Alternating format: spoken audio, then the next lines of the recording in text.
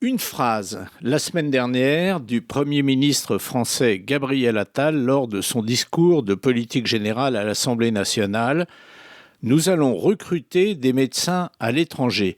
Curieuse annonce qui nous renvoie à ce qui se passe en France depuis de longues années dans ce secteur médical. Des chiffres et des témoignages. Les chiffres, ce sont ceux tout d'abord de ces jeunes Français qui rêvaient de devenir médecins en France et qui n'ont pas pu y arriver ou du moins n'ont pas pu continuer parce qu'ils ne parvenaient pas à s'en sortir financièrement.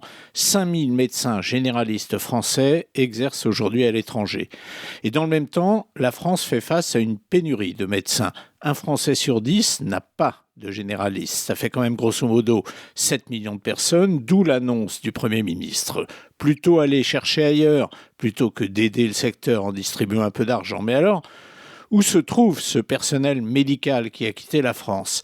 Près d'un sur trois n'est pas loin, en Belgique, et vit d'ailleurs souvent en France.